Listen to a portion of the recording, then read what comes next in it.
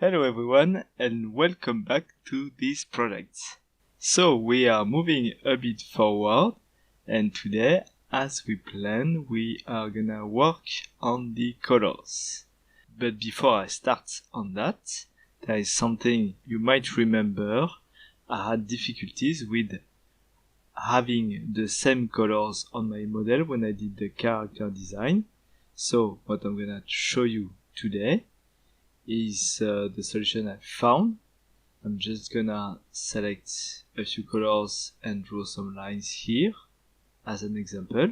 Okay, if I choose like three random colors, you can see I'm just maybe a bit influenced by the RGB colors. And as you can see, when I'm picking up the blue colors with the color picker, the color gets a bit brighter and less saturated as I pick them one after the other.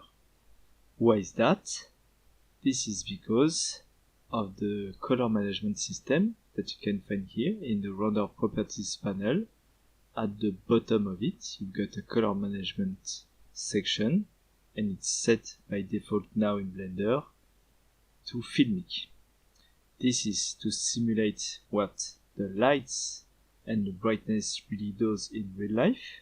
If I have an object like this sphere and I set it up with the emission shader, you can see that the higher I go with the emission value, the brighter the color will be, and it will go towards a white as I go up in the values. This is what normal lights does in real life.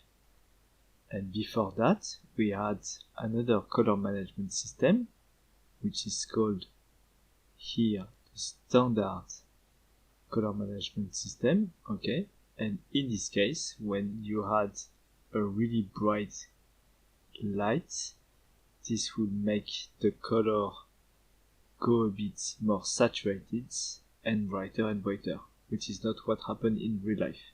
I mean, if you use a lamp on some of your objects, like a white light lamp, you will see that the object's color is going more and more towards the white. So, in order to have the colors here not affected by this system, once you switch to the standard color management, you can see that if I pick the original color, I have something much more closer. You can see here in the X number, this is what we've got. If I pick the original color, you will see that the number is similar here, and the original color is not exactly the same, but it's close enough. Okay, while when I was using the filmic color management system, okay, if I go on to switch to that, and now I pick color, you can see the resulting color is completely different. Okay, so that is done. Now what I'm gonna do is using this scene where I have done the car design, switching to standard color management, so that these are the real original colors I worked with. And here, in the vertex color parameter, I've got by default a palette. I can create a new one. I'm gonna call it Velanis because this is the character's name. And so, what I'm gonna do now, after I will deactivate the other layers from my grease pencil, okay, so that I have really the original colors. I will color pick them one by one, and then here I can add the ground color to my new palette. Okay, just like that. So I'm gonna pick every color and add them to the palette here, one by one. Okay, so now that this is done, I'm also gonna get the colors from the layers I used to do the lighting. and the shadows. Of course, these layers had a blending mode, so I have to switch it to the original blending mode before I color pick them. Okay, you can see it's a really different color here. And the same for the shadows, and I also have a small layer for these little details. Okay, so now that this is done, I'm just gonna import my new palette into this scene where I'm drawing the animation. Okay, now I have it. I'm just clicking on this icon to make sure it is saved with the file, so that when I reopen the file, this palette will still be here. And so now it's time to start working on the colors. I'm gonna add a new layer for this in my grease pencil. Then it's GP colors and set it below the lines. Okay, and now it's time to work. Let's start from frame 1. Okay, everything is set correctly. Don't forget to lock the other layers just to make sure you don't modify them. And then I'm just gonna add a new material for this that is set to a fill color, and then the colors will be picked from my palette. What you can see here is me drawing like real time. I'm trying this out just to see if you prefer that or the way I was doing things before, like having sped up sessions.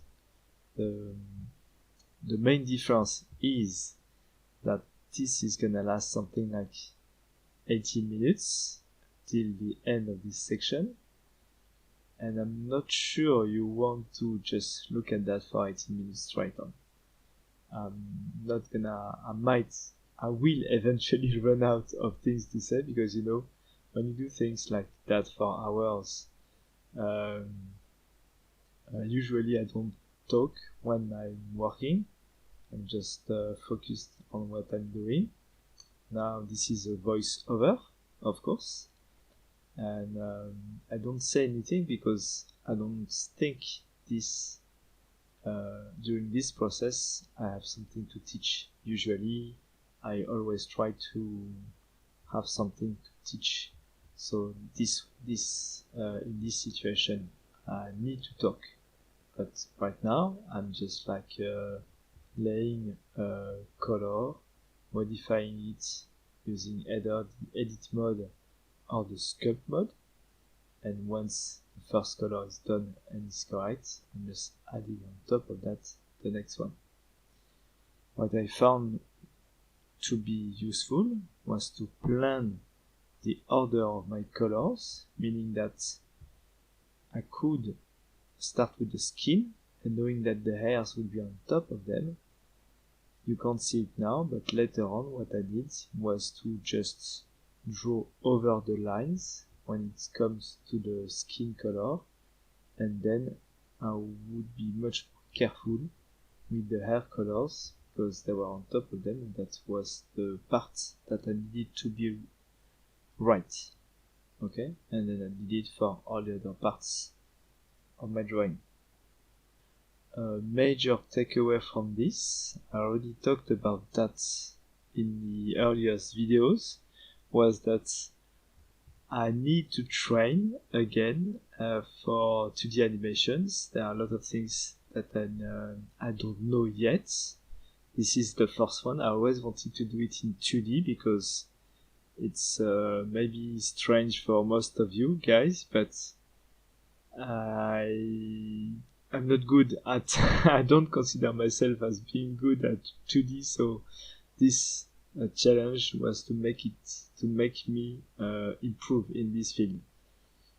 And there is nothing better than an entire project, to improve them and to try them out on the field, as I could say. So I'm not good, but it's alright. I can work with that. And then the major things I need to take care of was to make sure my character was at the right size. I used a 3D model as a placeholder before when I was building the 3D sets, but what I didn't do right was to not use it when I started drawings. These drawings are not at the right scale. It's okay, it will work, but it's not correct. So that's the first thing. Make sure the scales are alright. Then of course, one other major things I mentioned already is to make sure the character keeps being consistent in its shape, because we can recognize it's the same character because it's the same set and they are the same colors.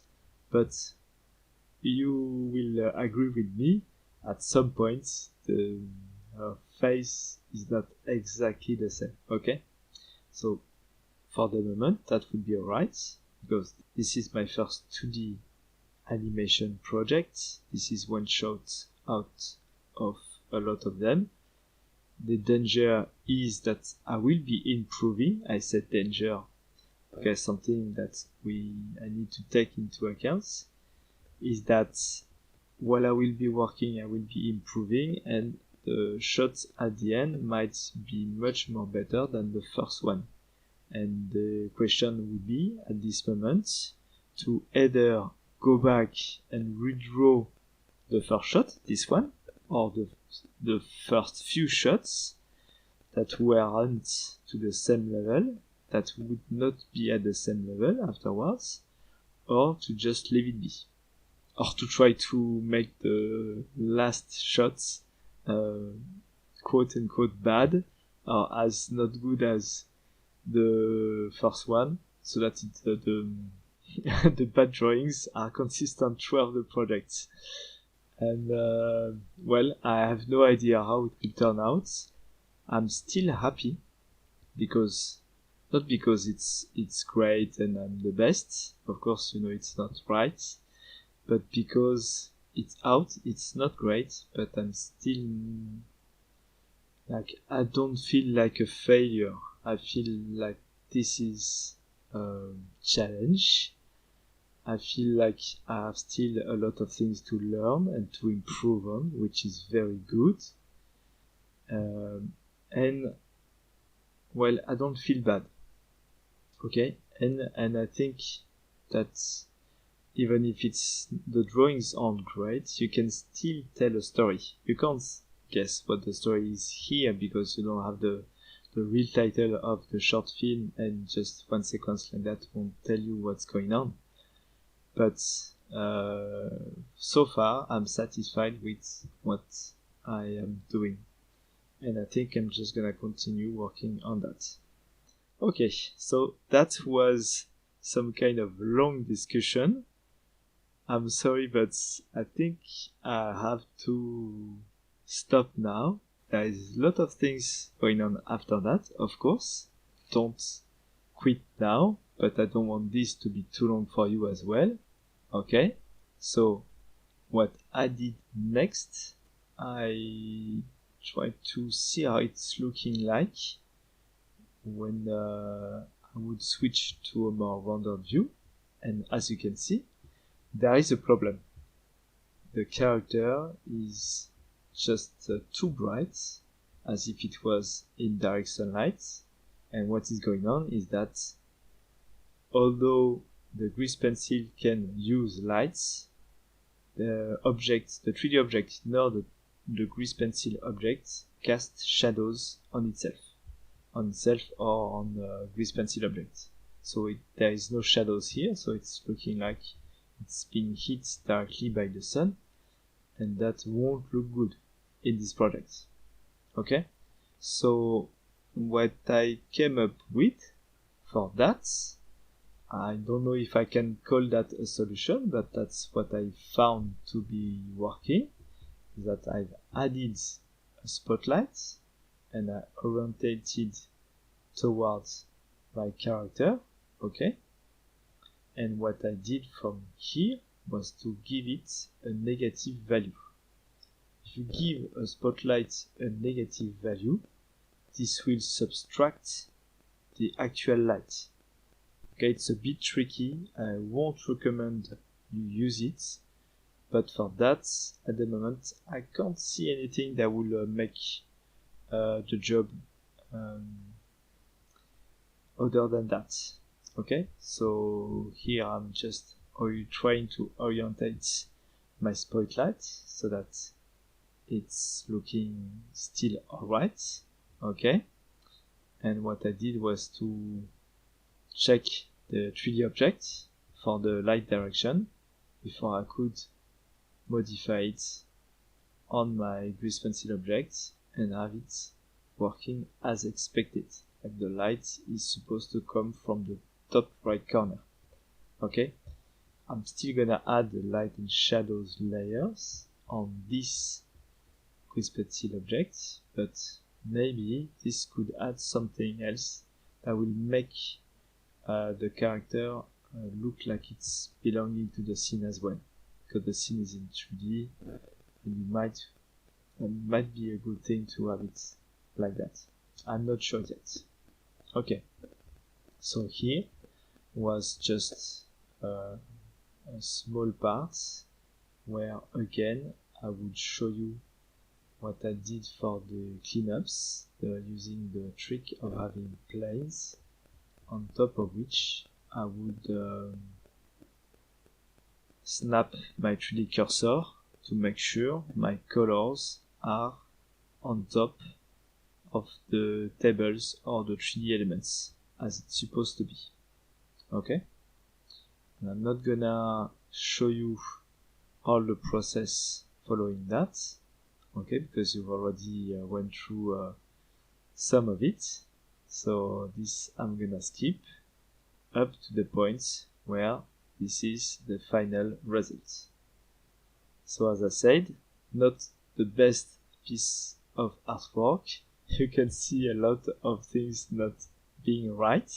Okay, in terms of drawing, scale, her legs. I saw that at the end it's not working, but I couldn't anticipate the problems I would have with having a 2D object in a 3D scene. I'm not showing you how the layers are here. They are right and looking great from the camera's perspective, but in 3D it's a mess. So I just couldn't scale them up because otherwise it wouldn't be aligned with the camera anymore. So this is what it's looking like. She looks like she's got like the biggest legs and the longest, how do you say that? Not the torso, but the I forgot the word, but you can see it. It's very long. But let's say it's gonna work. Okay? Sometimes you have to just leave things be. So that said, I'm wishing you a great week. Hopefully you will not do the same mistakes than I did. And I wish you the best for everything you do. This video will be posted on the 22nd of December 2022. So I'm gonna wish you a Merry Christmas. If you watch it a bit later, hope you had a very good time. Enjoy your life. Enjoy the people you love the most in this world. And I'll see you next time. Bye.